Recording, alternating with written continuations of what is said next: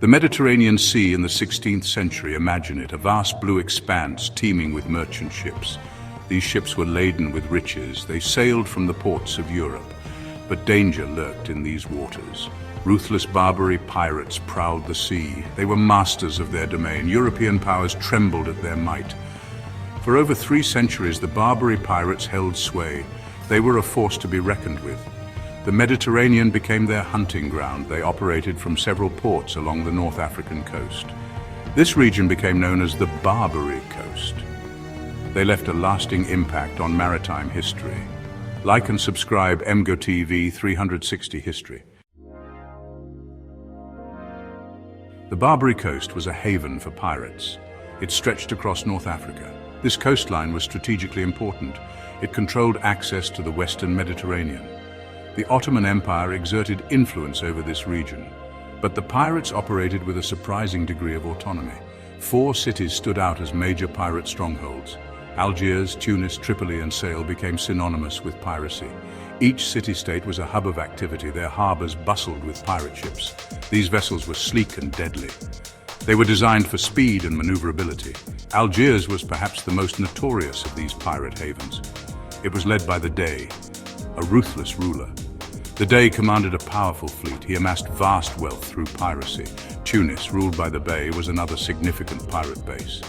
The Bey's ships terrorized shipping lanes. They brought back riches and slaves. Tripoli, under the control of the Pasha, was a major player in the slave trade. The Pasha's ships preyed on European vessels. They captured thousands of Christians. These unfortunates were sold into slavery. Sale, located in Morocco, was the last of the 4 major pirate strongholds. The annals of piracy are filled with tales of daring and ruthlessness. Few figures loom as large as the Barbarossa brothers. Uruk and Hizir, these names echoed across the Mediterranean. They instilled fear in their enemies. They inspired awe in their followers. Uruk, the elder brother, was a bold and charismatic leader. He established a stronghold on the island of Jerba.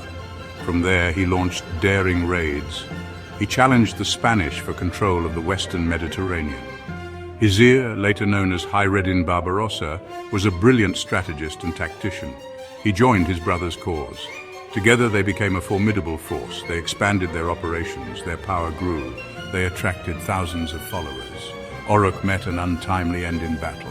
Hayreddin took up the mantle of leadership. He became the Bey of Algiers. Their legacy continues to fascinate us today. A human tragedy, the Barbary slave trade. The wealth of the Barbary pirates came at a terrible human cost. The Barbary slave trade was a brutal and dehumanizing enterprise. It lasted for centuries. It ensnared an estimated 1.25 million Europeans. These people were torn from their homes. They were forced to endure unimaginable suffering. Men, women, and even children were sold in the bustling slave markets of North Africa. They were subjected to forced labor, abuse, and exploitation. Many died from disease, overwork, or despair. The psychological trauma inflicted was immeasurable. It serves as a stark reminder of the cruelty inflicted in the pursuit of power and profit. Terror on the high seas, tactics of the Barbary pirates. The Barbary pirates were masters of maritime warfare. They employed a range of tactics. These tactics kept their enemies on the back foot. Their ships were fast and maneuverable. They were crewed by skilled sailors. These sailors were fearless in battle. One of their most effective tactics was the element of surprise. They would lie in wait for their prey. They hid in the many inlets and bays of the North African coast. When a merchant ship sailed by, they would pounce. The pirates often flew false flags to deceive their targets. They would hoist the colors of a friendly nation. This lulled the unsuspecting merchants into a false sense of security. As they drew closer, the pirates would strike. They would unleash their devastating attack. Once they captured a ship, the pirates would seize its cargo and crew. They were particularly interested in valuable goods. Spices, silks, and precious metals were highly sought after, but the real prize was the crew. The tide turns, the decline of Barbary power. The Barbary pirates' reign of terror did not last forever. European powers, tired of paying tribute, began to take a stand. Advances in naval technology gave them an edge. They built larger, more powerful warships. They equipped them with superior firepower. In the late 18th and early 19th centuries, European and American navies launched a series of expeditions. Their mission was to suppress the Barbary pirates.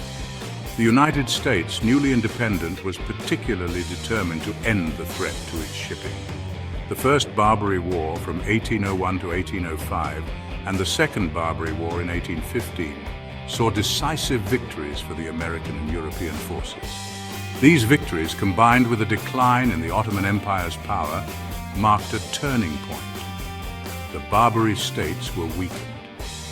The era of the Barbary pirates was coming to an end. A lasting legacy, the Barbary pirates in history. The Barbary pirates may have faded into history, but their legacy lives on.